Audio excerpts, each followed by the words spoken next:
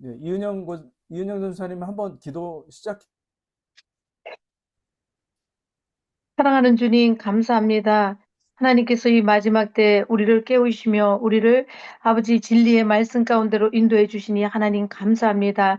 아버지 하나님께서 계속해서 이 계시록 말씀을 통하여 예수님의 다시 오심을 우리가 기다리며 준비할 수 있는 그 귀한 복된 시간으로 인도해 주시옵소서. 성령님께서 온전히 이 시간 기름 부어 주시기를 간절히 원하오며 예수님의 이름으로 기도드리옵나이다. 아멘. 네, 아멘, 아멘. 감사합니다. 아멘, 아멘. 좋습니다. 제 목소리 잘 들리시나요? 네. 네, 네. 감사합니다. 오케이. 어, 제가 이것도 잠깐 녹음을 좀 하고요.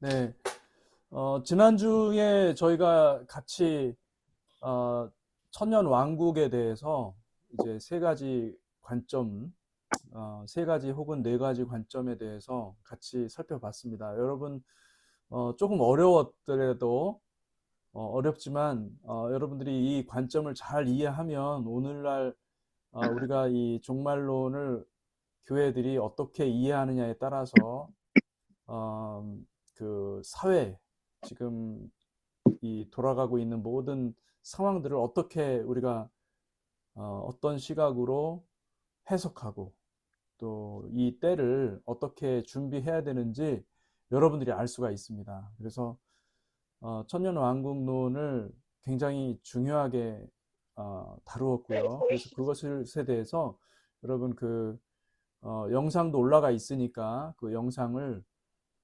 보시고 또 계속 이해하시고 또 따라오시면 좋겠고요.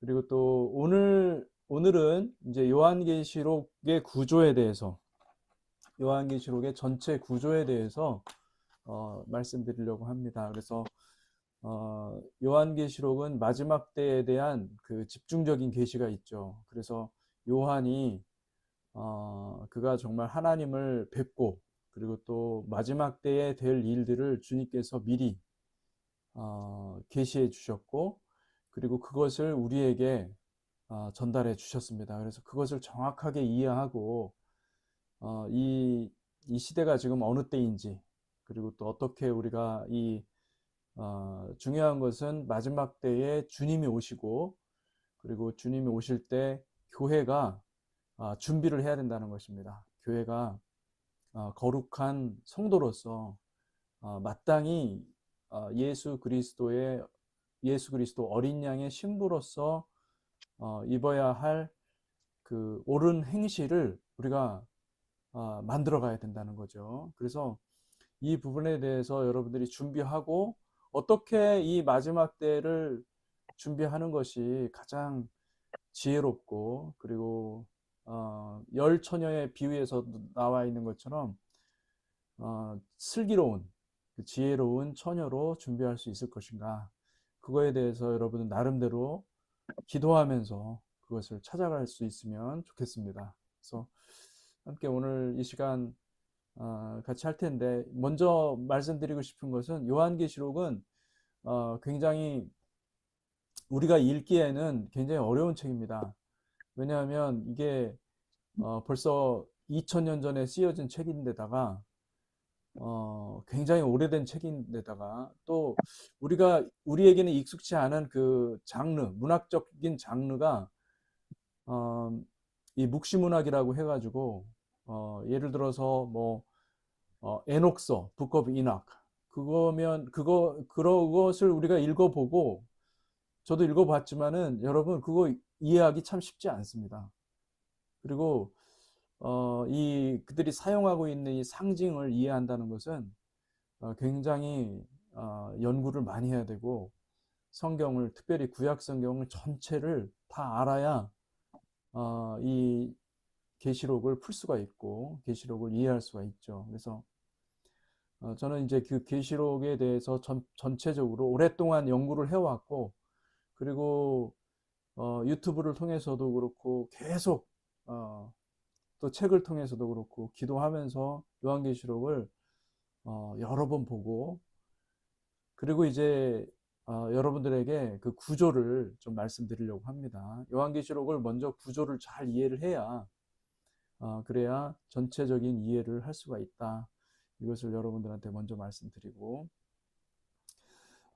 제가 이제 이 요한계시록을 강해하면서 여러분들한테 드리고 싶은 말씀은 제 생각과 제 어떤 해석이 전적으로 옳다라고 말씀드리는 건 아닙니다. 그건 아니고 언제든지 요한계시록은 해석이 열려 있습니다. 열려 있고 또 제가 완전하다, 완전하게 해석을 했다 이렇게 말하는 것이 아니라 제가 이렇게 그 성경을 보면서 구약 성경을 통해서 보니까 이렇게 보이더라. 이렇게 보이고 또 내가 이런 부분을 이렇게 깨달았다. 이런 내용들을 여러분들하고 같이 나누는 것입니다. 그래서 완전히 우리가 언제 완전하게 해석할 수 있냐면은 여러분 우리가 주님 만나면 주님 뵙고 주님께서 정확하게 말씀해 주실 거예요.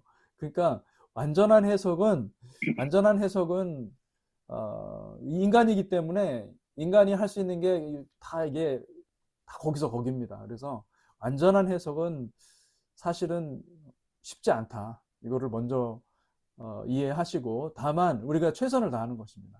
최선을 다하고 보다 성경적인 접근, 보다 성경에 근거해서 구약 성경에 근거하고 그리고 또 요한계시록 내에서 증명하고 있는 그것을 명확하게 찾아가면 요한계시록은 어려운 책이 아니에요. 쉬운 책이고 명확한 책입니다. 분명한 책이고 그래서 그것을 여러분들이 먼저 염두에 두시고 그리고 따라오시면 좋겠습니다.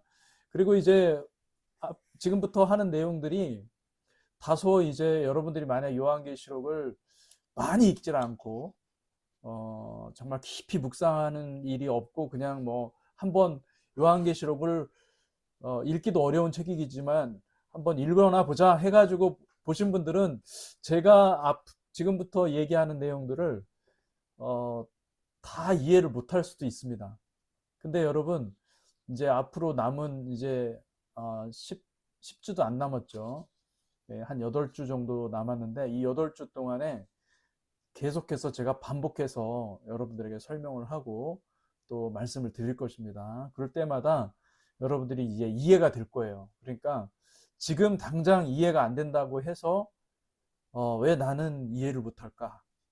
왜 나는 목사님이 저렇게 열정적으로 가르쳐 주려고 그러는데 난 왜 이해를 못할까? 이해력이 문제가 있는가? 이런 생각하지 마시고 네, 다 이해력이 문제가 있습니다. 우리가 다. 그러니까 여러분 이제 이 오늘은 어떻게 보면 맛보기죠. 맛보기. 요한계시록 구조에 대해서 말씀을 드리도록 하겠습니다. 예. 그래서 여러분 혹시 제가 보내드린 그 교재 강의안 다 받으셨습니까? 네. 저는 프린트했는데 이렇게 프린트해서 보면 좋습니다, 여러분. 프린트해서 한번 쭉 보시고 한번 이거 이제 기본적인 거니까 한번 보시고 오시면 좋겠다 그 말씀을 드리고 안 보신다 하더라도 제가 하는 강의를 잘 듣고 또 한번 보시면 이게 다 이해가 될 것입니다. 할렐루야. 그래서 여러분들 보시고요. 제가 여기서 중요한 부분들만 보도록 하겠습니다.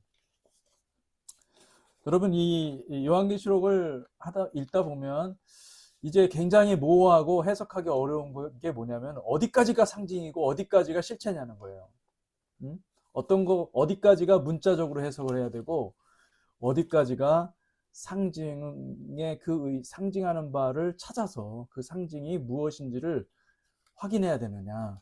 그게 굉장히 어렵습니다. 세대주의자들은 모든 걸 문자적으로 해석해야 된다고 얘기하지만 자기가 원하는 것만 문자적으로 해석하고 취사 선택해서 그리고 예를 들어서 여러분 어린 양 그러면은 우리는 다 예수님이라는 거 알죠. 어린 양이 예수, 6월절 어린 양이시니까. 그런데 그 사람들은 어린 양이 문자적인 해석을 해야 된다라고 주장한다면 어린 양은 진짜 어린 양이어야 되죠. 그죠? 그러니까 문자적으로 해석한다는 것은 이 요한계시록을 문자적으로 해석할 수 없다는 것을 우리가 알 수가 있습니다. 그래서 문자 그대로 해석하는 것이 아니라 상징은 항상 상징으로 해석을 해야 된다. 예. 요한계시록 11장에 보면은 그 두 증인이 십자가에 나무에 달려 죽죠. 그런데 그곳은 바로 어디라고 그래요? 애굽에서 애굽이요 소돔이라고 그럽니다. 근데 거기서 어떤 표현을 사용하냐면은 영적으로 보면 애굽이요. 예. 그러니까 여러분 지명도 전부 다 상징으로 이해를 하고 있다는 얘기예요. 예, 영적인 의미로 보고 있다는 것이죠. 유브라데가 왜 나올까요? 여러분 유브라데, 유프레디스 왜 나올까요? 유브라데도 성경에 나오거든요. 예, 성경에 나와요. 그래서 이제 이런 모든 상징, 예, 바벨론도 상징으로 이해를 해야 되고 모든 것이 거의 대부분이 다 요한계시록은 상징을 사용하기 때문에 그 부분이 굉장히 어렵다. 그래서 그 부분만 해석을 잘 한다고 하면 그러면 우리는 해석을 요한계시록의 웬만한 해석은 충분히 가능하다라는 것을 먼저 말씀드리고 싶습니다. 여러분 한번 물어볼게요. 3년 반. 왜 3년 반일까요? 다니엘서에 보면은 한때, 두때, 반때라는 표현이 나오죠. 한때, 두때, 반때. 왜 다니엘은 한때, 두때, 반때라고 했을까요? 어떻게 생각하세요? 이은영 전사님 어떻게 생각하세요? 3년 반은 예수님의 공생인 사역이 3년 반이라는 것과도 관련이 있고, 아, 그렇죠. 예, 14대 14대 14 그거 42달 예수님의 족보에도 예, 14대 14대 14 그것도 연결되고. 예. 근데 전사님 너무 한때 많은 걸 알고 계세요. 그런 얘기를 그렇게 막 이렇게 얘기를 하는 것은 지금 다른 분들을 고려해주고 네, 하셔야 되지. 그렇게 막 정답을 막 이렇게 팍팍 찔러서 얘기하면은 재미없어요. 여러분 틀린 말도 해줘야 되고 그래야 되지. 예, 항상 맞습니다. 정답만 추구. 여러분 3년 반은요.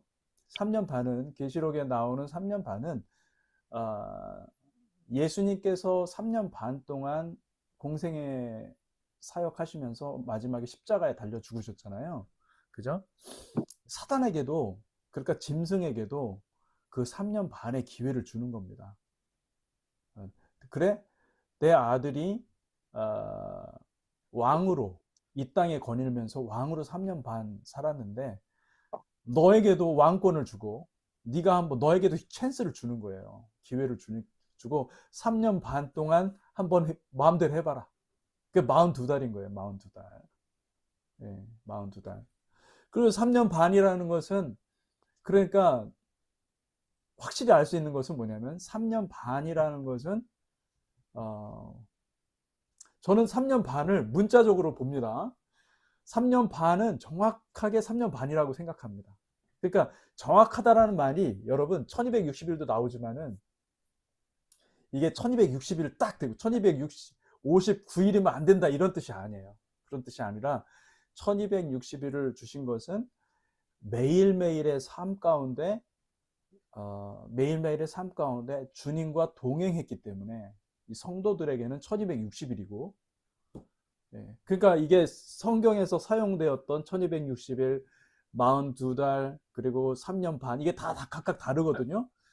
그 의미들을 찾아서 우리가 요한계시록을 보면 굉장히 요한계시록이 깊은 의미를 우리에게 전달해 줄 수 있는 그런 책인 것을 알 수가 있는 것이죠. 그런 것처럼 이런 상징들, 다양한 상징들이 기록이 돼 있고요. 천년왕국. 자, 여러분 천년이 무슨 뜻일까요? 천년. 예, 신지성 형제님 혹시 천년, 왜 천년이라고 했을까요? 하나님께서 천년왕국, 요한계시록 20장에 보면은 천년 동안 왕노릇 하리로다. 이렇게 말씀이 있거든요. 성도들이, 부활한 성도들이 천년 동안 왕노릇 한다. 이게 무슨 뜻인 것 같아요? 천년이 같다. 신지성 형제님.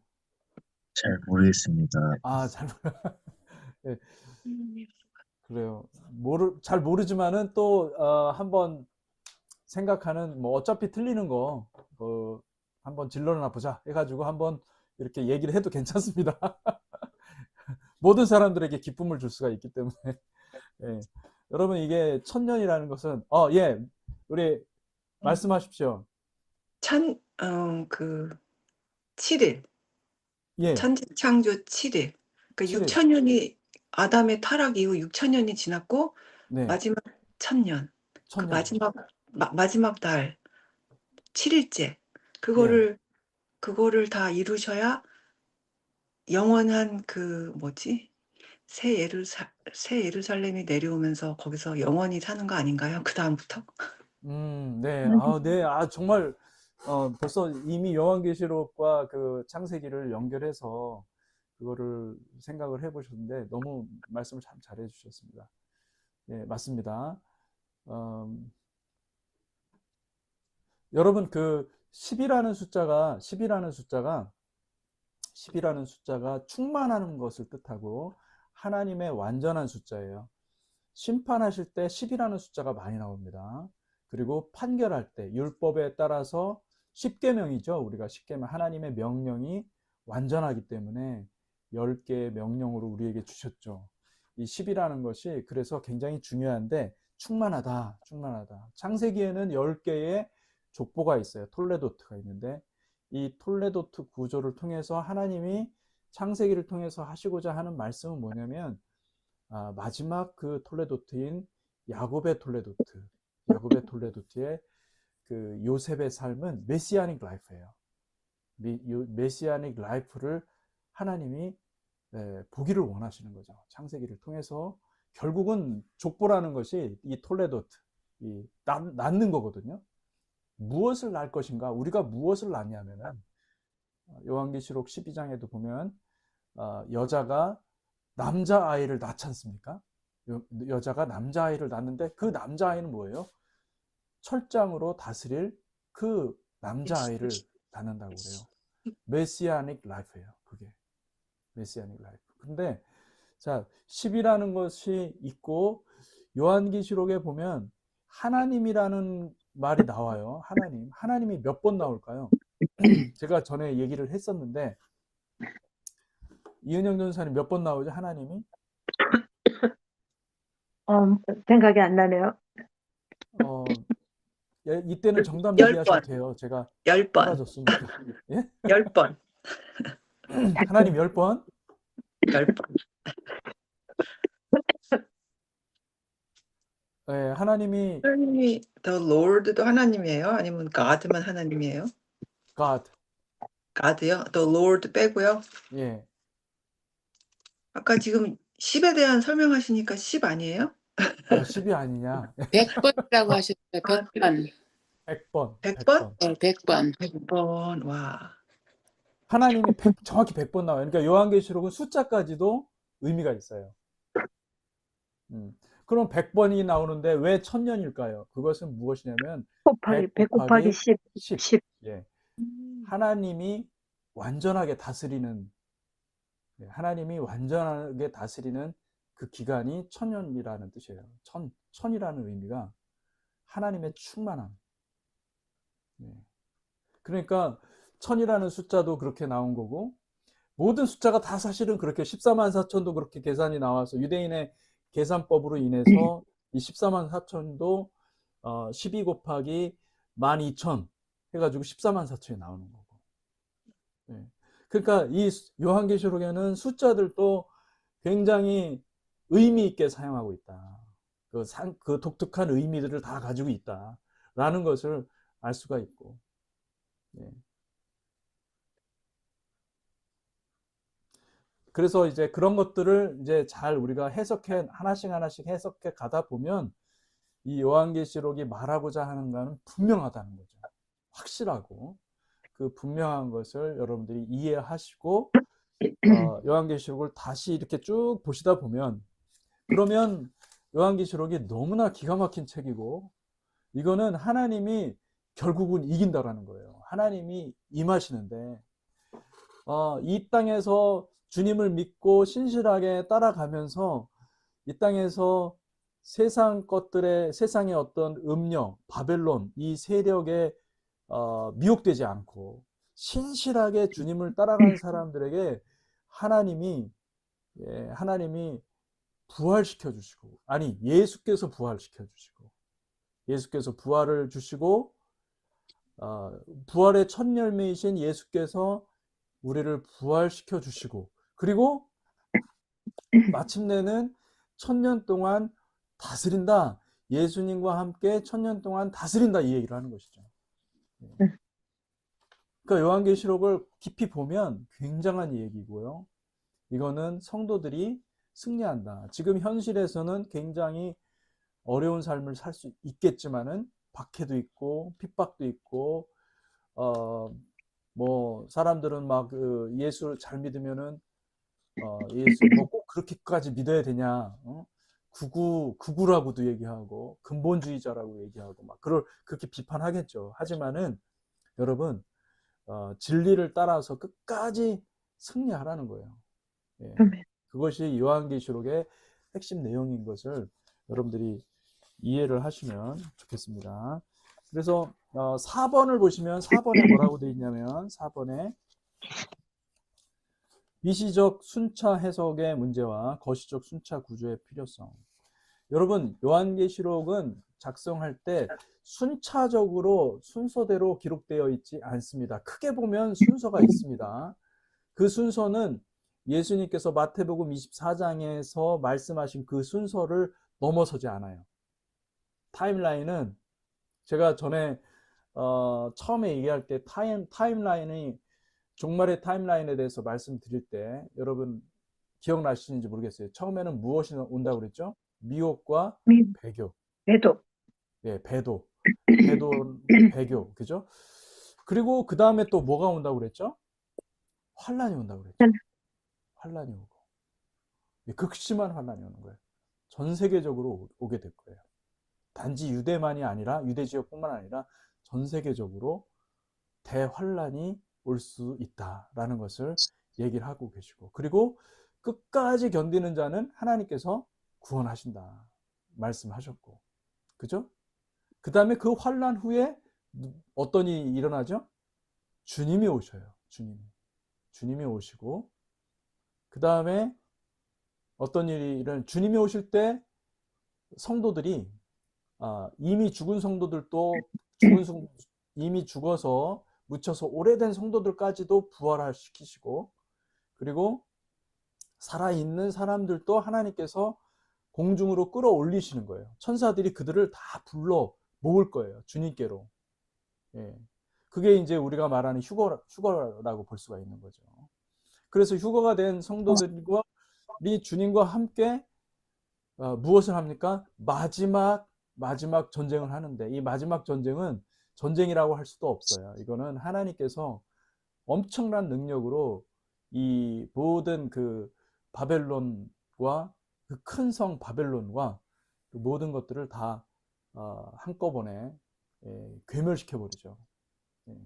그리고 나서 하나님께서 천년 왕국을 출범하는 거죠. 천년 왕국이 그때부터 시작된다고 볼 수가 있고 자, 여러분 이 종말의 타임라인을 여러분들이 알고 있으면은 이것이 그대로 요한계시록에서 나와 있다. 그것을 여러분들이 이해하시면 되겠습니다. 그래서 요한계시록이 굉장히 복잡한 것 같지만은 심플하게 보면 예수님의 계시의 말씀, 예수께서 마태복음 24장에 하신 그 말씀을 절대 벗어나지 않고 그 안에서 모든 것들이 해석이 된다. 이렇게 이해를 하시면 되겠습니다. 간단하죠? 간단합니다. 그래서 미시적 순차 해석이라는 것은 무슨 뜻이냐면은 아주 뭐 어떤 분들은 요한계시록 해석하면서 휴거가 4번 일어난대요. 예. 어떤 분들은 3번 일어난다고 그러고. 아니 근데 이분들은 어떻게 계산을 한 거냐면은 다 휴거 비슷한 것들 있으면은 다 그 휴거가 일어나는 거로 본 거예요.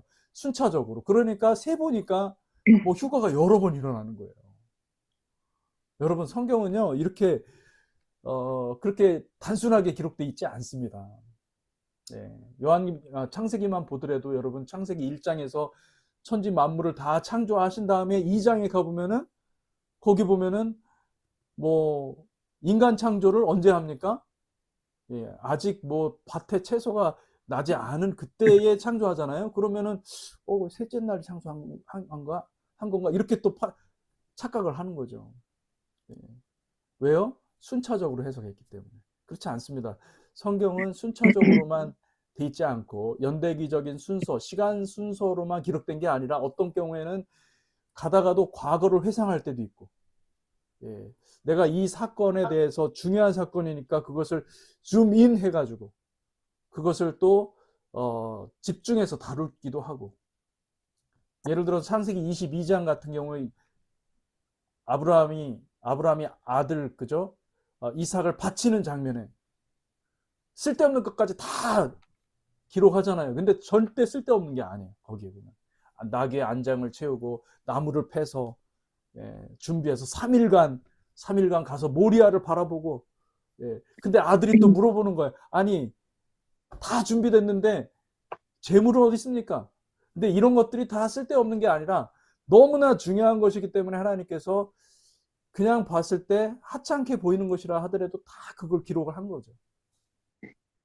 그런 것처럼 여러분 이 성경은 기록 방식을 우리가 먼저 이해를 해야 되는데 시간적인 순서로만 기록된 것이 아니다라는 것을 여러분들이 기억하시고, 그 전체적으로 봤을 때는 이 순서가 있습니다. 순차적인 게 있어요. 먼저 배교의 때가 있고, 그 다음에 환란의 때가 있고, 주님이 오시는 때가 있고, 그리고 주님이 오셔서 성도들과 함께 다스리는 때가 있다. 이 명확한 구도는 요한계시록도 따르고 있습니다. 그건 거시적인 순차 구조라고 할 수가 있고, 그렇지만 이걸 세세히 들어가서 절과 절, verse by verse 들어가서 그것을 다 순서적인 것으로 이해를 하면 요한계시록을 이해를 못하게 되는 것이죠. 영원히 이해 못하게 되는 것이죠. 여러분 제가 얘기하는 바가 무슨 뜻인지 이해가 되십니까? 네. 예, 좋습니다. 5번째 보시면 성경 해석의 최종 원칙은 성경은 성경으로 해석된다는 것입니다. 그래서 여러분 제가 이제 유튜브에 보면은 왕의 정원이라고 있어요. 왕의 정원. 혹시 봐보신 적 있으세요? 손 들어보세요. 네. 예. 그분은 너무 문자적으로 해석을 하시는 거거든요. 예. 그러니까 문자적으로 해석하니까 너무 어려운 거예요. 이게 계시록이. 문자적으로 해석하지 말고 성경을 다 찾아가야 돼요. 예. 구약에서는 도대체 무슨 얘기를 하고 있는지를 예를 들어서 쑥이다. 쑥이다. 그러면 쑥을 찾아가야 돼요. 구약 성경에서 쑥이 무슨 뜻인가? 예. 다 있어요. 그러니까 성경은 성경으로 해석한다. 이 원리를 알면 이 요한계시록이 굉장히 재밌어집니다. 그리고 근거리 맥락에서는 요한이 이미 말을 합니다. 어려운 경우는 요한이 해석을 해놔요. 직접 해석을 해놔요. 예를 들어서 여러분 요한계시록 6장에 보면 성경을 한번 찾아봅시다. 요한계시록 6장에 6장에 제가 성경을 좀 열어보겠습니다.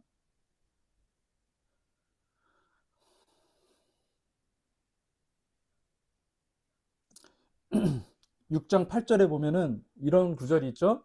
내가 청황색 말을 나오는데 그 탄자의 이름은 사망이니 음부가 그 뒤를 따르더라. 그들이 땅 4분의 1의 권세를 얻어 검과 흉년과 사망과 땅의 짐승들로서 죽이더라. 갑자기 여기 짐승들이 나오잖아요. 땅의 짐승들. 여러분, 땅의 짐승들이 무슨 뜻일까요? 땅의 짐승들이로 죽. 그러니까 이걸 문자 그대로 해석하면 굉장히 어려워지는 거예요. 땅의 짐승들. 이 짐승들은 비스트. 다시 말하면 이 요한계시록은요. 요한계시록에서 나오는 짐승은 무엇을 가리키냐면 정치인들이라 그러신 것 같은데. 네? 정치인? 그렇죠. 세상 권력을 가진 권세자. 왕들이에요. 네. 그러니까 적그리스도들이 많은 거예요. 응? 짐승들이 많은 거예요. 땅의 짐승들로 죽더라, 죽이더라. 이렇게 해석을 해야 되는, 그 얘기는 무슨 얘기냐면, 제가 하려고 하는 것은 무엇이냐면, 요한계시록도 통일되게 개념을 사용하고 있다는 거예요. 예를 들어서 또 한 가지 더, 여러분 그 요한계시록 21장에 보면은, 20장에 보면, 죄송합니다. 20장에 보면은, 어,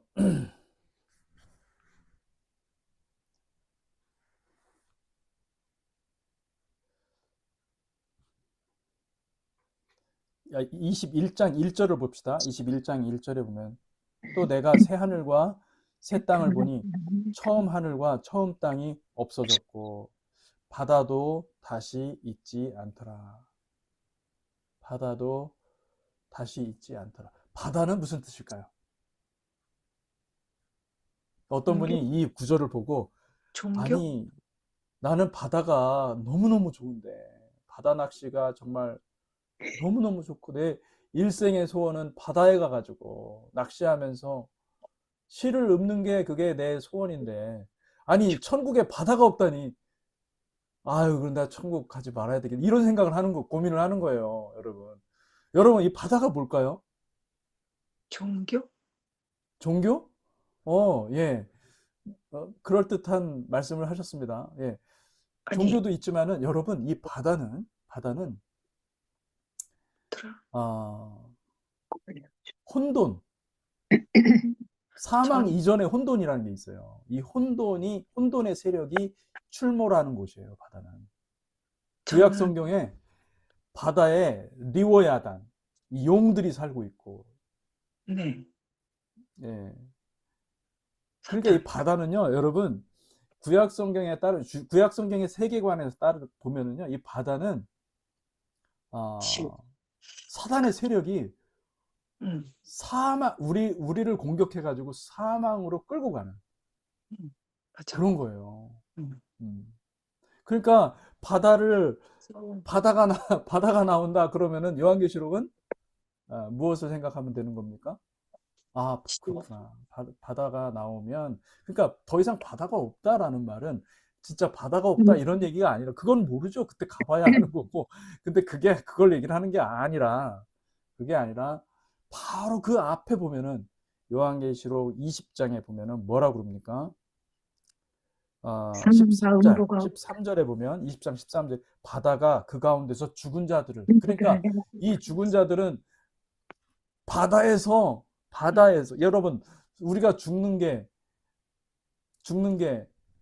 바다 때문에 죽는 겁니까? 그렇지 않죠. 그런데 요한은 뭐라고 얘기를 하는 거예요? 바다가 그 가운데서 죽은 자들을 내주고 또 사망과 음부도 그 가운데 죽은 자들을 내주며 다시 말하면 바다는 사망과 음부, 음부가 나오는 곳인 거예요. 그죠? 이해가 되십니까? 예. 그러니까 요한계시록은 자체적으로도 굉장히 논리적이고 그리고 일관되게 말하는 부분이 있습니다. 그래서 우리가 요한계시록을 많이 읽고 그리고 또 묵상하고 그러면은 요한계시록이 풀리는 거죠. 해석이 되는 거죠. 여러분, 제가 얘기하는 거 이해가 되십니까? 한번 이해가 되시면 손을 한번 들어주세요. 예, 할렐루야. 감사합니다. 제가 좋습니다. 그래서 여러분 그것을 이해하시고 성경은 성경으로 해석한다. 아멘. 성경은 성경으로 해석한다. 이 원칙을 따라가시면 되겠습니다. 요한계시록은 여섯 번째 요한계시록의 대서사 심판이 아니라 왕권 이전이다. 왕권이 바뀌는 것입니다. 왕권이 교체되는 것입니다. 그러니까 처음에는 땅의 왕들이 나와요. 땅의 왕들이 나오는데 어느 순간부터 이 땅의 왕들이 다 심판받고 하늘의 왕들이 하늘에 백마 타고 오시는 그 어린 양 대신 예수 그리스도와 함께 오는 하늘의 군대가 있어요. 예. 천사가 아니에요. 하늘의 군대가 있는데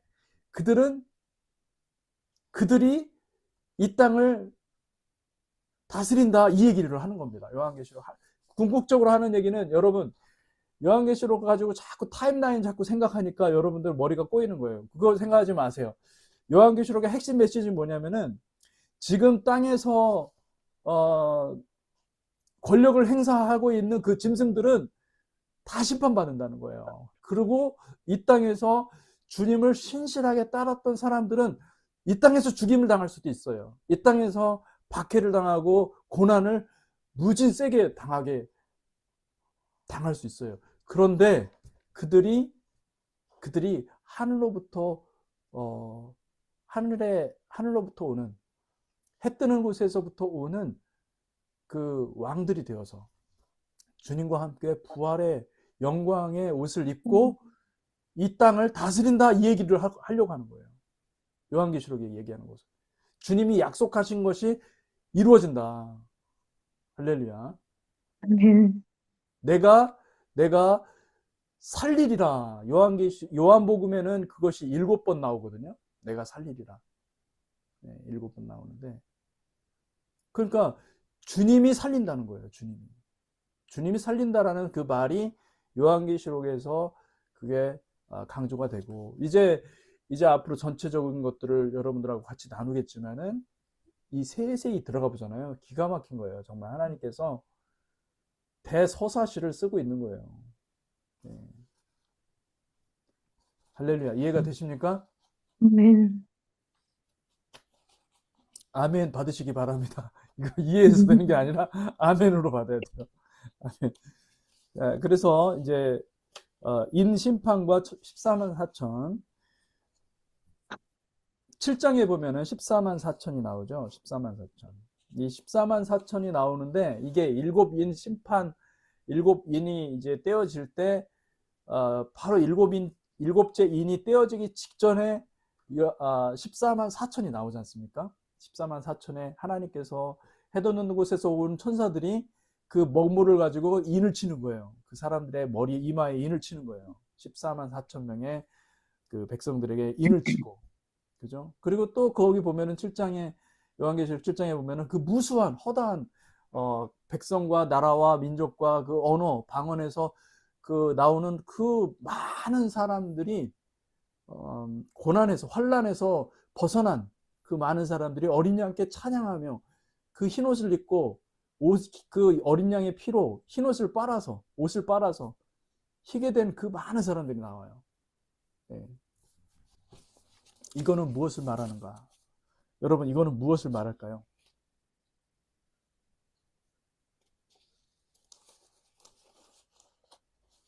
하나님이 택한 백성, 하나님이 왕국을 상속시킬 택한 백성들을 가리키는 거겠죠. 그죠? 예.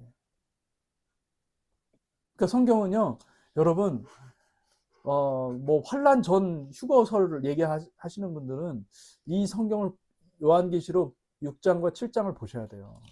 보시면은 거기 환란에서 벗어나, 환란을 통과해서, 예, 환란에서 나오는 자들이에요. 예. 그게 있다는 것을 여러분들이 보시기 바랍니다.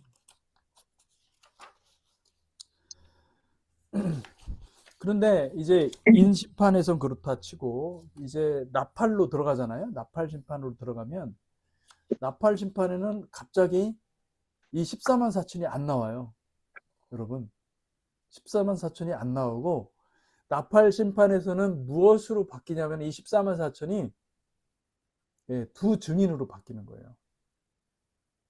그러니까 여러분 14만 4천 따로 있고 두 증인 따로 있고 이렇게 해석하면은 문자적인 해석이 되는 거죠. 그렇게 해석하지 말라는 거예요. 14만 4천이 뭐예요? 두 증인의 사역을 한다는 거예요. 예, 유연성을 가지고 봐야 돼요, 성경을. 예, 이해가 되십니까? 왜냐하면 그리고 나서 주님이 오시고 주님이 시온산에 어린 양이 서실 때 함께 서는 14만 4천이 그들이 모세의 노래, 어린 양의 노래를 부르거든요. 승리의 노래를 부른단 말이에요. 예, 그때 또 나오거든요. 그 어떻게 하다 그게 갑자기 부활의 첫 열매가 되어가지고 왔느냐? 그게 두 증인의 사역을 한 거죠. 그렇게 연결해서 연결해서 봐야지, 유연성 있게 봐야지, 해석을 해야지. 그렇지 않으면, 아니, 갑자기 14만 4천이 없어졌어요. 나팔 심판 때는 코빼기도 안 보이다가, 나팔 심판 끝날 때쯤에 갑자기 짠! 하고 나타난 거예요. 이게 뭡니까? 그러니까 이것 때문에 또 사람들이 또 휴거를 또 그렇게 또 해석하시는 분들도 있어요. 여러분, 그렇지 않아요. 두 증인의 사역을 한다는 것을, 성숙한 교회들이 그 일들을 감당한다는 것을 기억하시기 바랍니다. 자, 그 다음에 이제 구조를 보겠습니다. 여러분, 일곱 인을 뗄 때 그것은 무엇이냐면 두루마리 책의 인봉을 떼는 것입니다. 아무도 그 책을, 하나님의 심판, 무시무시한 심판이 담겨 있는 그 책을 열 수가 없어요. 그런데 어린 양이 인봉을 뗄 수가 있는 거예요. 어린 양에게 권세가 있어서 그 인봉을 하나씩 떼는 거예요. 인봉을 뗄 때마다 뭐 흰 말이 나오고, 그죠? 흰 말이 나오고, 뭐 검은 말이 나오고, 적색 말이 나오고, 그다음에 또 뭐죠? 그게 청록색인가요? 청황색 말이 나오고, 그런 말들이 나온다는 것을 얘기를 해주고, 계시록 6장에서.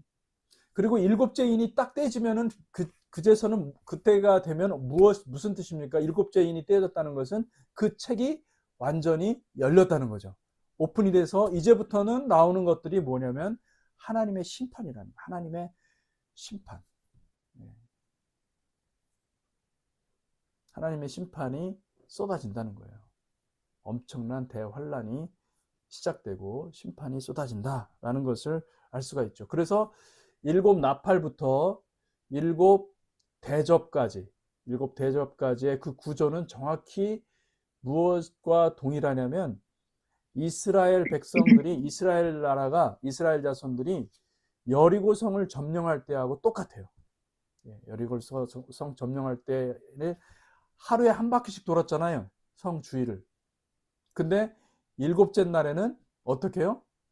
7바퀴를 돌아요. 그 구조. 그게 어떤 구조냐면은 나팔이고 마지막 나팔에 어떻게 해요? 7대접이 쏟아지는 거죠.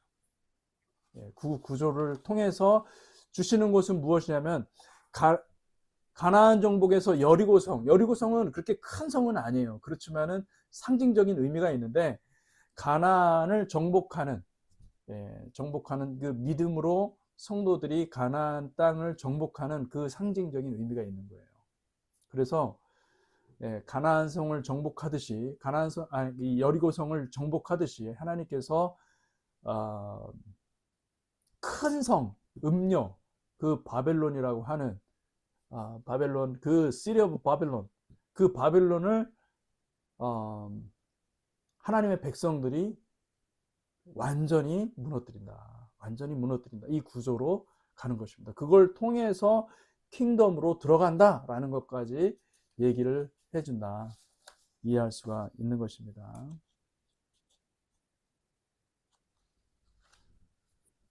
네, 혹시 지금까지 얘기한 내용들에 대해서 궁금하거나 혹시 질문이 있으시면 또 얘기해 주시면 좋겠습니다.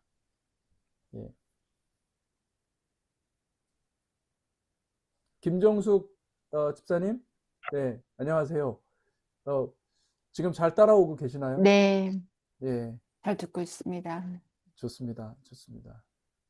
예. 지금 당장에 이해가 안 된다 하더라도 제가 이제 구체적으로 들어가서 얘기를 하면 이제 다 이해가 될 것입니다. 좋습니다. 자, 그러면 이제 대접 심판의 구조까지 다 봤고요.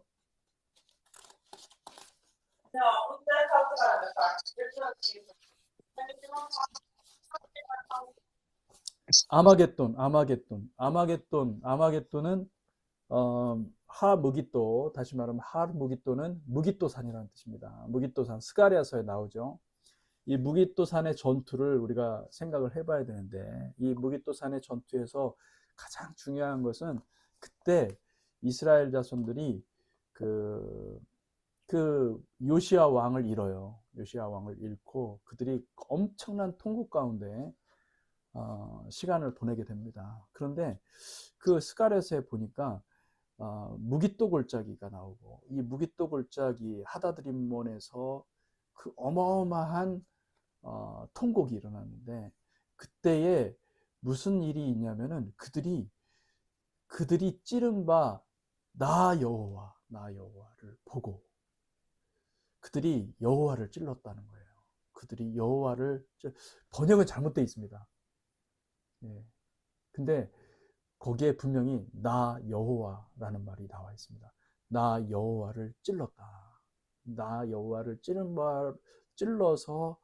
것을 그들이 찔렀다라는 것을 확인하고 엄청난 통곡이 있고 회개의 역사가 일어나요. 그게 놀라운 사건인데 그게 스가랴서의 예언의 형태로 기록된 거예요. 그러니까 지금 이 아마겟돈이라는 것은 무깃도 골짜기, 무깃도 산을 말하는 겁니다. 근데 이 무깃도 사건에서, 그러니까 지명을 얘기했다고 해서 진짜 무깃도 골짜기에서 어떤 전쟁이 일어나느냐, 그게 아니에요.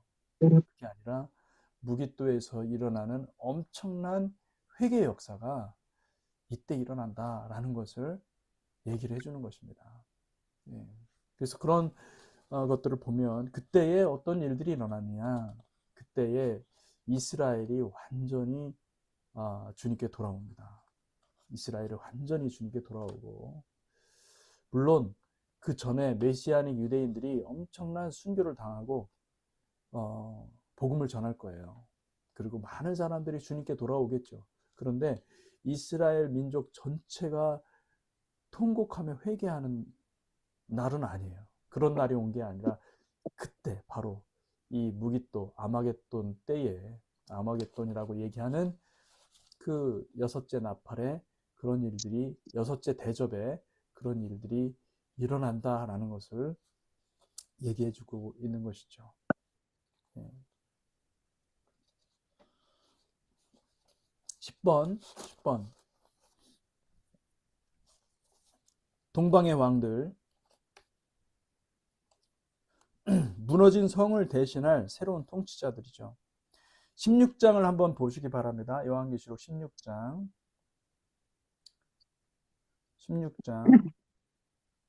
12절 말씀.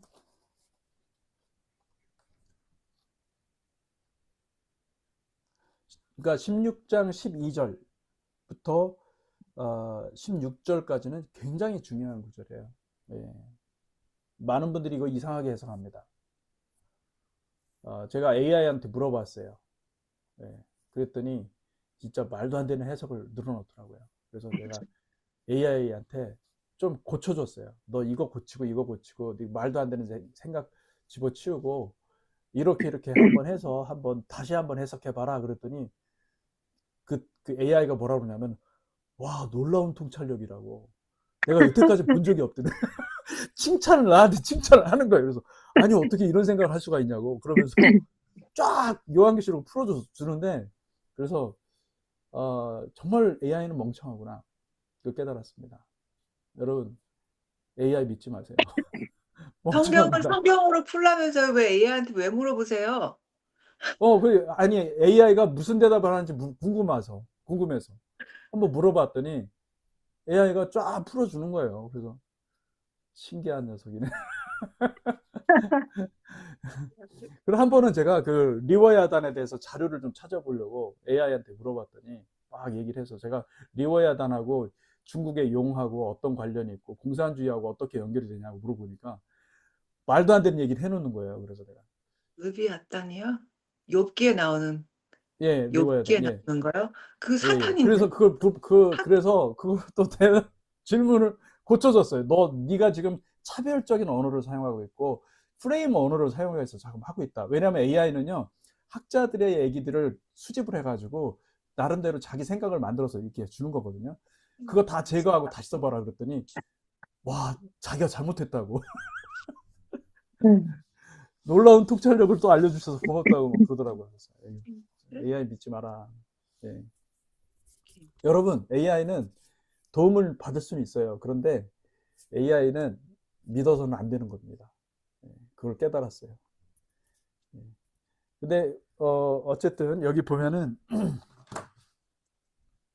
여섯째 천사가 그 대접을 큰 강 유브라데에 쏟음에 강물이 말라서 여러분 강물이 무슨 뜻일까요? 진짜 강물일까요? 네. 진짜 강물이 아니에요, 여러분. 강물이 나와요, 여기에. His water was dried up. 예. 그럼 뭐예요? 백성이에요, 백성. 물이요? 예. 이 물이 백성이라고요? 예. 나중에 제가 다 설명해 드릴게요. 그러니까 이게 뭐냐면은 예, 유브라데에 엄청난 전쟁을 해서 수많은 사람들이 죽어요. 그래서 그 엄청난 전쟁 때문에 죽는데 그때 강물이 말라서 동방에서 오는 왕들의 길이 예비되었더라. 동방에서 오는 왕들이 도대체 누굴까요?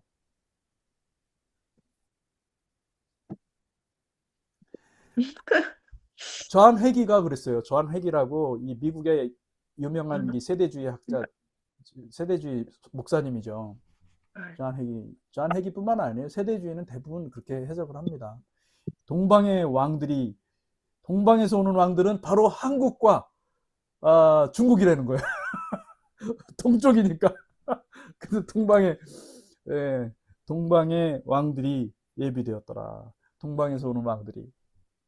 여러분 이거 원문을 찾아보면요. 동방에서 오는 왕들이 뭐냐면 해 돋는 데서 오는 왕들이에요. 해 돋는 데서 오는 왕들이. 해 돋는 데서 오는 왕들이. 이 말이 어디에 있냐면 또 요한계시록 7장을 보시면 요한계시록 7장에 보시면은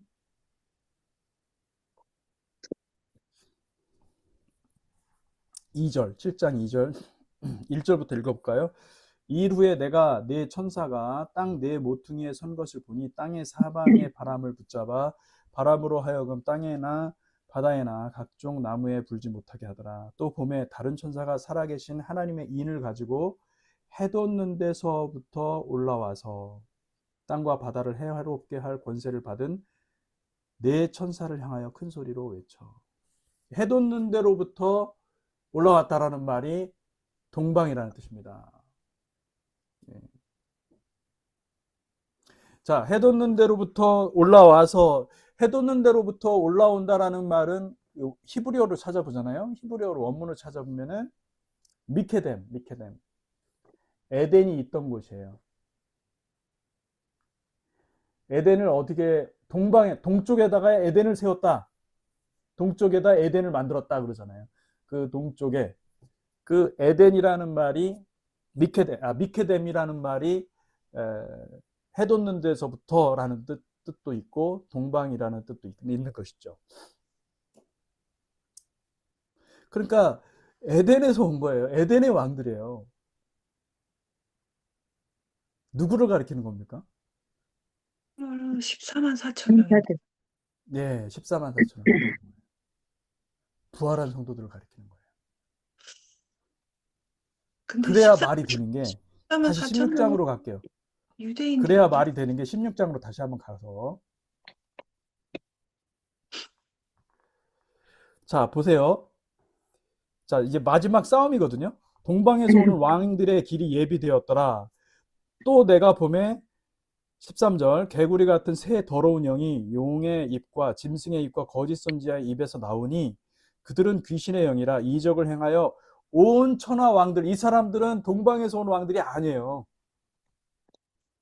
동방에서 온 왕들이 이들을 물리칠 거예요. 자, 온 천하 왕들에게 가서 하나님 곧 전능하신 이의 큰 날에 있을 전쟁을 위하여 그들을 모으더라. 그러니까 지금 대결하고 지금 여섯째 날에 대결 국면이 일어나는 거죠. 대결하는 거죠. 여러분 제가 얘기하는 거 이해가 되십니까? 자, 동방에서 오는 왕들과 온 천하 왕들하고는 서로 대결할 존재들인 거죠. 여기서 이기는 자가 세상을 다스릴 거예요.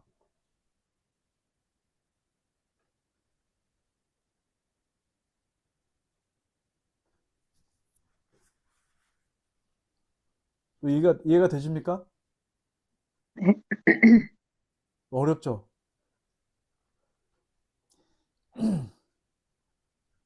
동방에서 오는 왕은 요한계시록 안에서 찾아야 돼요. 그냥 내 생각으로 내 생각의 동쪽이냐.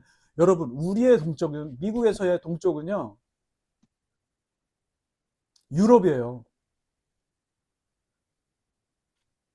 유럽에서 동쪽은 아시아예요. 아시아에서 동쪽은 미국이에요.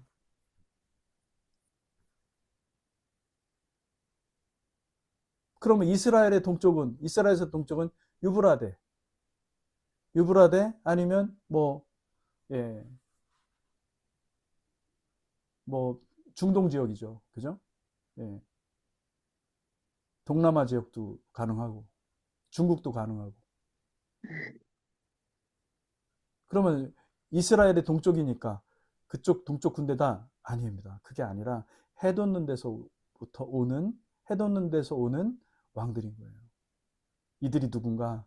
이들이 바로 19장에 보면 요한계시록 19장에 보십시오.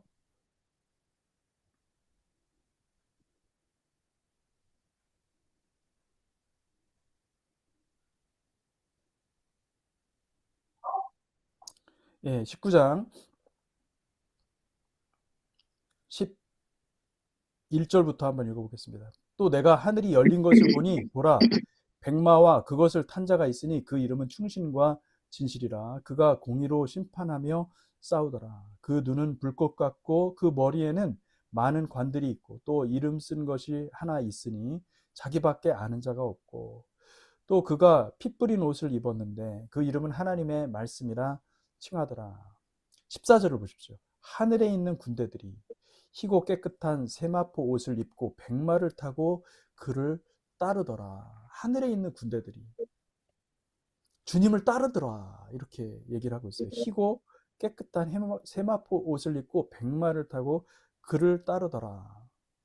그 다음에 15절 보십시오. 그 입에서 예리한 검이 나오니 그것으로 만국을 치겠고 친히 그들을 철장으로 다스리며 또 친히 하나님 곧 전능하신 이의 맹렬한 진노의 포도주 틀을 밟겠고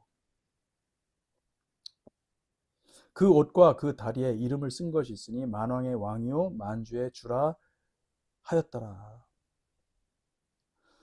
17절 또 내가 보니 한 천사가 태양 안에 서서 공중에 나는 모든 새를 향하여 큰 음성으로 외쳐 이르되 와서 하나님의 큰 잔치에 모여 왕들의 살과 장군들의 살과 장사들의 살과 말들과 그것을 탄 자들과 들의 살과 자유인들이나 종들이나 작은 자나 큰 자나 모든 자의 살을 먹으라 하더라. 또 내가 보매 그 짐승과 땅의 임금들과 그들의 군대들이 모여 그 말탄 자와 그의 군대와 더불어 전쟁을 일으키다가 여기 나오잖아요. 똑같이. 여러분 이해가 되십니까? 자, 16장하고 연결해서 생각하면은 정확히 이게 지금 누구와 누구랑 전쟁을 하는 겁니까? 그 짐승과 땅의 임금들과 그들의 군대들이 누구랑? 그 말탄 자와 그 말탄 자는 누구예요? 예수님이에요. 그의 군대와 더불어 전쟁을 일으키다가 짐승이 잡히고 그 앞에서 표적을 행하던 거짓 선지자도 함께 잡혔으니 이는 짐승의 표를 받고 그의 우상에게 경배하는 자를 표적으로 미혹하던 자라. 이 둘이 산채로 유황불 붙는 못에 던져지고 그 나머지는 말탄 자의 입으로부터 나오는 검의 죽음에 모든 새가 그들의 살로 배부르리더라. 그러니까 엄청난 전쟁이 있는데 그 전쟁에서 완전히 이 세상의 왕들 일곱 산, 나중에 일곱 산이라고 나오거든요.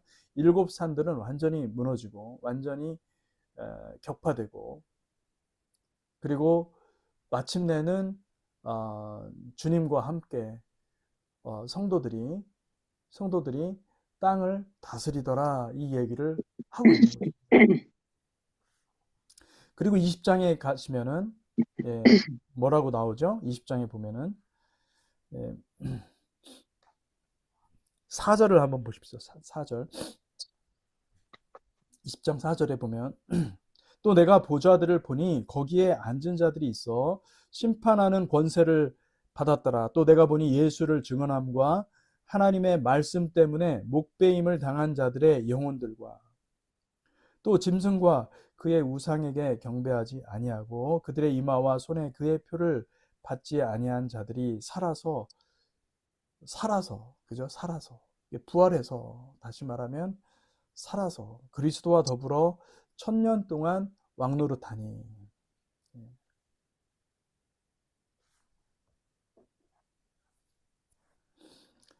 6절 이 첫째 부활에 참여하는 자들은 복이 있고 거룩하도다. 둘째 사망이 그들을 다스리는 권세가 없고 도리어 그들이 하나님과 그리스도의 제사장이 되어 1000년 동안 그리스도와 더불어 왕노릇 하리로다. 아멘. 그러니까 이 동방의 왕들이 있어서 결국 그들이 천년 왕국, 왕 같은 제사장들의 통치가 일어난다라는 것을 우리가 볼 수가 있습니다.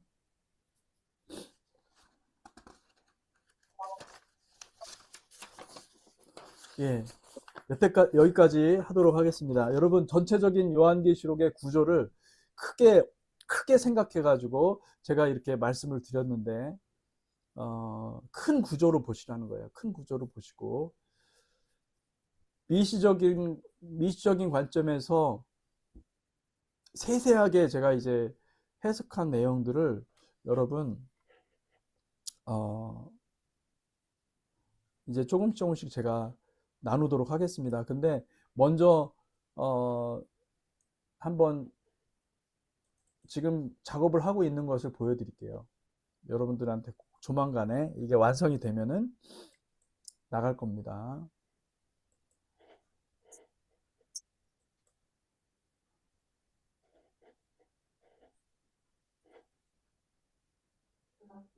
지금 혹시 나가나요? 네. 뭐가 나가죠? 요한복음의 전체 구조. 예, 이게 보이죠?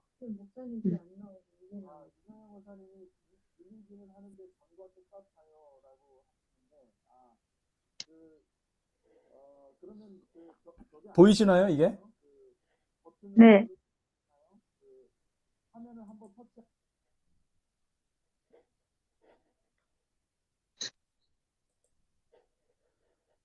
예, 요한복음의 전체 구조 나오나요? 네. 네, 오케이. 그러면 여기 보시면 일곱 인과, 그죠? 그 다음에 일곱 나팔, 그 다음에 일곱 대접 해서 이제 구조적으로 어떻게 우리가 볼 수 있는지 이거를 설명을 하면 여러분들이 이해하기가 굉장히 쉬울 거예요. 요한계시록 전체를. 예, 한번 아직 조금 더 마무리가 돼야 되는데 조금 마무리 지은 다음에 여러분들한테 다시 말씀을 드리도록 하겠습니다. 예, 좋습니다. 자, 오늘 여러분 같이 나눠주셔서 너무 감사드리고, 혹시 지금까지 한 것 중에서 질문이 있거나 여러분 뭐 좀 약간 이런 부분은 어떻게 생각하시냐고 그렇게 또 질문하고 싶은 부분이 있으면은 질문하시면 좋겠습니다. 아까 계시록 19장 말씀 19장 말씀하시면서 그 땅의 왕들하고 하늘의 군대랑 싸운다 그랬잖아요. 그러면서 또 그 일곱 산들을 완전히 무너뜨린다 그랬어요. 네. 그렇죠. 근데 그 일곱 산이 그 예수전도단에서 계속 해왔던 우리가 그 일곱 산의 그 영역들을 정복해야 된다 그래가지고 맞아요. 교육에 정치에 막 이런 거 했잖아요. 그래서 저희 교회도 옛날에 그거 세븐 마운틴의 영역 안에 교육도 들어가 있고 뭐 종교, 가정, 정치 여러 가지 있었잖아요. 그래서 했는데 그러면 그것도 그 에큐메니칼적인 거였나요? 그럼? 우리가 그거를 정복해서 그 안에 이 크리스찬들이 다음 세대들이 거기를 정복을 해서 이 땅을 이렇게 하니까 그거는 목사님이 전에 말씀하신 이 땅에 그 사람들이 이루고자 하는 그 아, 뭐라 그래야 되나? 그 하나님이 이루시는 그 하나님 나라가 아니라 그 좌파들이 얘기하는 그런 에큐메니칼적인 그런 거였나요? 나 그게 좀 궁금하네요. 좋은 질문이네요. 진짜 음, 저는 사실 거기까지 생각은 안 했는데 음, 그렇게 될 가능성이 있습니다. 굉장히 사실 왜냐하면은 일곱 산은 요한계시록 자체 내에서 일곱 산은 그런 게 아니에요. 그런 내용이 아니에요. 그거는 우리가 만들어낸 거지. 사람이 만들어낸 거지. 일곱 산을 뭐 정치, 경제, 뭐 네, 가정 뭐 해가지고 쭉 교육, 뭐 일곱 이런. 개, 네, 그죠? 예, 네. 종교 뭐 해가지고 그 일곱 영역 그렇게 얘기한 것은 에큐메니칼한 것과 에큐메니칼 그 교회 일치 운동하고 연결이 돼요. 왜냐하면 카톨릭도 그 얘기를 하고 있으니까. 음, 예, 충분히 그 가능성이 있다고 봅니다. 예. 음, 여러분 일곱 산은 요한계시록에서 말하는 일곱 산은 로마가 당시에 로마가 만들어진 그 일곱 산지를 둘러싸여서 로마가 있거든요. 처음에 로마가 만들어질 때 그 일곱 산을 정복하면서 만들어졌었어요. 근데 그걸 말하는 게 아니에요. 로마 당시에 로마를 얘기를 하는 게 아니에요. 그게 아니라 미래 장차 있을 그 미래 일곱 산은 여러분 이미 요한계시록에 있어요. 답이. 예, 일곱 산지가 정확히 나옵니다. 일곱 산이 어디에 나오죠? 요한계시록 17장인가요? 18장인가요?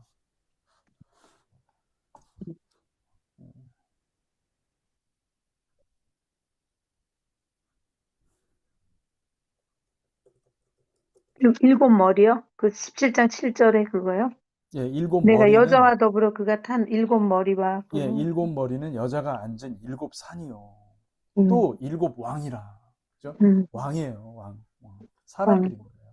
예, 일곱. 사람들인데 단지 어떤 사람들이지만 정확히 일곱 왕과 일곱 머리, 일곱 산 이것은요 어디에 나오냐면은 이미 요한계시록 6장에 나와요.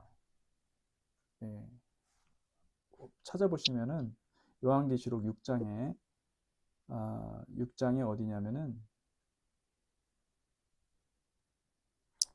15절을 한번 보십시다. 15절에 보면 땅의 임금들과 왕족들과 장군들과 부자들과 강한 자들과 모든 종과 자유인 세보세요. 자, 땅의 임금들 하나, 왕족들 둘, 장군들 셋, 부자들 넷, 강한 자들 여섯, 모든 종과 자유인 일곱. 일곱. 음, 그들이 어디에 있어요? 굴과 산들의 바위 틈에 숨어 산과 바위에게 말하되 우리 위에 떨어져 보좌에 앉으신 이의 얼굴에서와 그 어린 양의 진노에서 우리를 가리라. 이들이 일곱 산인 거예요. 그러니까 이게 뭘까요? 이것은 이들은 바벨론을 세우고자 하는 음녀를 세우고자 하는 음녀 바벨론 시리아 바벨론을 그러니까 이 바벨론이 에덴의 가짜거든요. 에덴의 가짜. 자기네들이 에덴을 만들겠다라는 거예요. 바벨탑을 세우겠다라는 거죠. 그러니까 이 세우고자 하는 세력들인 거죠. 그들이 그 주권자들이 왕들이 연합해가지고 우리가 이제 에큐메니칼 얘기했지만은 에큐메니칼이 이런 거예요.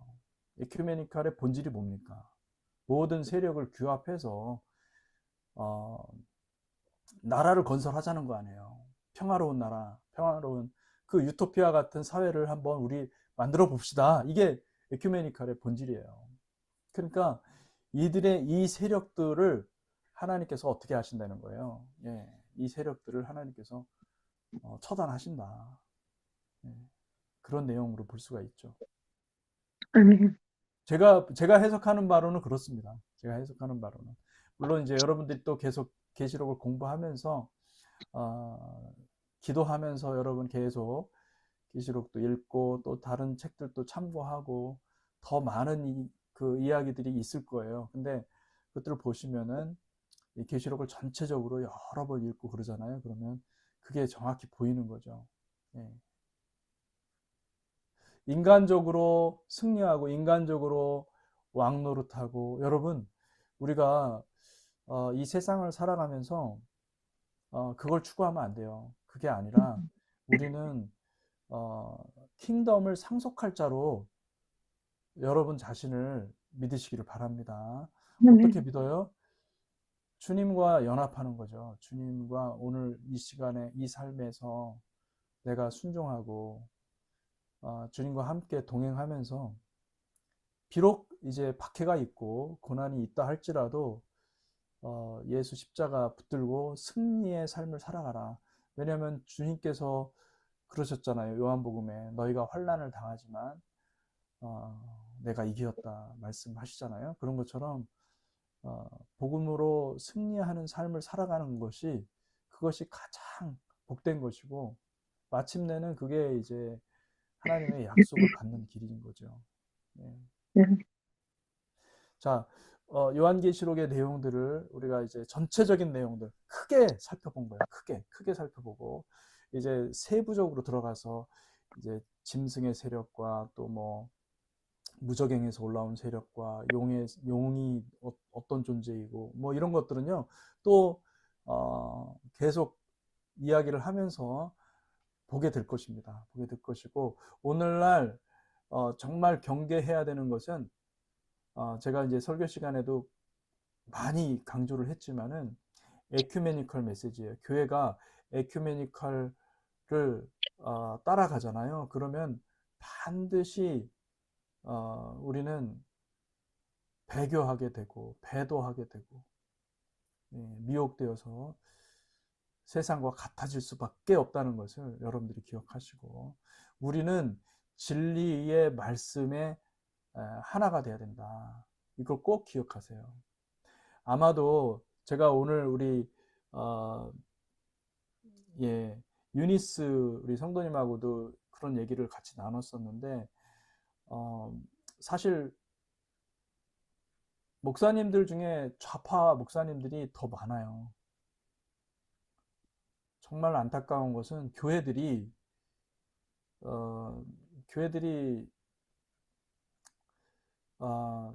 참 마음이 너무너무 아픈 것이 교회들이 예수님을 사랑한다고 하면서 어떻게 공산주의 유토피아를 추구할 수가 있죠? 나는 정말 이해가 안 되거든요. 그런데 제 친구들만 봐도 어마어마하게 많아요. 그냥 참 너무 주님이 너무너무 안타까워하실 것 같아. 너무너무 안타까워하실 것 같아. 이제 때가 돼서 그런 일들이 진짜 우리 눈앞에 펼쳐질 것입니다. 여러분들 우리가 예수의 제자가 되면 박해받는 시대가 될 거예요. 한국에서 손현보 목사님이나 뭐 전한기 선생님 같은 그런 사람들 보세요. 그 사람들이 무슨 잘못을 했습니까? 근데 그거 잡아가잖아요. 잡아가고 박해하고. 그거 보면서 여러분, 야, 진짜 시대가 진짜 말세구나. 지금 우리도 미국도 여러분 만만치 않습니다. 미국의 세력이 지금 지금 트럼프 때문에 지금 가만히 있는 거지. 트럼프 아마 죽이려고 할 거예요. 분명히 저쪽 세력은. 예. 영적인 싸움입니다. 영적 전쟁이고. 여러분 트럼프를 위해서도 기도해 주시고 기도하시고 그리고 전한기 선생님도 기도하시고 그리고 윤 대통령 이제 얼마 안 남았잖아요. 그 지기현 판사 선고 잘할 수 있도록 정말 하나님이 간섭해 달라고 여러분 기도하시기 바라고요. 그리고 예, 전한길 그 선생님이 그 김현태 단장 있잖아요. 김현태 단장 그 변호사비를 썼대요. 그걸 대줬대요. 우리 좀 헌금을 좀 합시다. 헌금해서 그 나라의 그 공의가 살아나도록 우리가 기도도 하지만은 난 뭐 김현태 단장님도 중요한 일이지만은 전한길 선생님한테 마음에 많이 가거든요. 전한길 선생님 진짜 도와줘야 되겠다. 저렇게 헌신적으로 하시는 저분의 그 마음을 우리가 조금이라도 생각을 해서 도와줘야 되겠다. 이런 생각을 많이 하고 있습니다. 그래서 여러분 저희는 이제 교회에서 한번 얘기를 해볼 거지만은 교회에서 기도하면서 그렇게 헌금을 좀 해서 지금은 여러분 선교도 중요하지만은 지금은 우리 대한민국을 살려야 됩니다. 대한민국을 살아야 되고 대한민국이 하나님이 버리지 않으실 거예요. 저는 그렇게 확신해요. 네. 그래서 지금 기도하고 지금 대한민국을 위해서 여러분들이 헌신하고 헌금하는 것은 너무나 귀한 일이라는 것을 한 번 더 말씀드리고 싶어요. 예. 좋습니다. 예, 시간이 많이 갔네요. 예, 시간이 많이 갔고요. 우리 같이 좀 기도하는 시간을 좀 가질까요, 오늘은? 네. 예, 오늘은 같이 기도하는 시간을 좀 가졌으면 좋겠습니다. 우리가 오늘 그래서 나눠서 우리 얘기하는 것보다는 우리가 다 같이 한 목소리로 통성으로 같이 기도하는 시간을 좀 가졌으면 좋겠는데 먼저 여러분들한테 기도 요청하고 싶은 것은 하나님께서 요한계시록을 통해서 성도들을 이 마지막 때를 준비할 수 있도록 은혜를 주셔서 너무 감사합니다. 그런 감사의 기도를 드렸으면 좋겠고 그 다음에 이제 또 한 가지는 우리가 이 마지막 때에 예수 십자가를 끝까지 따라가는 거룩한 백성이 되게 하여 주시옵소서. 아멘. 그리고 이제 한국과 미국, 특별히 한국의 여러 가지 상황들 주님께서 개입하시고 간섭하셔서 하나님 짐승의 세력들이 지금 아주 그냥 장악하고 있죠. 근데 하나님께서 심판하여 주시고 속히 주의 백성들이 구원받고 회복되는 역사 있게 하시고 교회가 깨어 일어나게 하시고 교회가 잠자던 교회들이 이제는 이거는 아니다 하면서 벌떡 일어나가지고 이제 진리를 붙잡고 승리하는 교회가 되게 하여 주옵소서. 예. 그리고 트럼프를 위해서도 기도해 주시고요. 트럼프 대통령도 하나님께서 강력하게 보호하여 주셔서 이 마지막 때 이 미국이 귀하게 쓰임받게 해주시고 교회들을 청소하여 주시고 미국 교회도 많이 타락해서 본질에서 벗어난 교회들이 많이 있는데 하나님 교회들을 회복시켜 주시옵소서. 간절한 마음으로 같이 기도하기를 원합니다. 기도하겠습니다.